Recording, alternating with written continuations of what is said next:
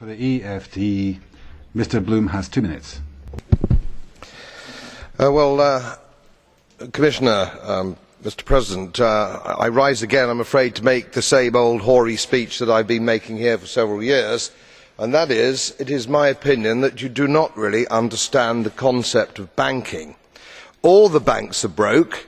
Bank Santander, Deutsche Bank, Royal Bank of Scotland, they're all broke. And why are they broke? It isn't an act of God. It isn't some sort of tsunami. They're broke because we have a system called fractional reserve banking, which means that banks can lend money that they don't actually have.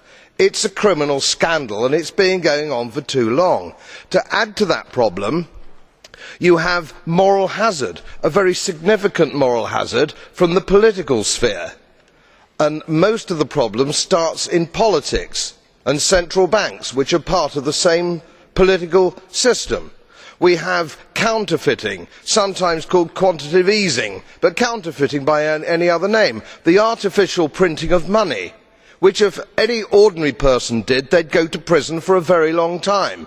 And yet governments and central banks do it all the time.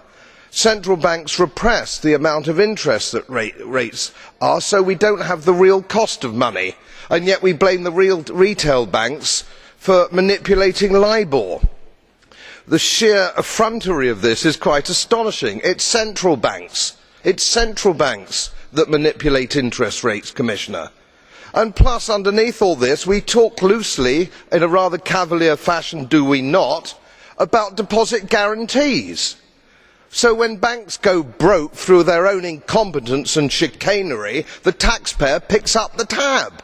It's theft from the taxpayer. And until we start sending bankers, and I include central bankers and politicians, to prison for this outrage, it will continue. Grazie per il gruppo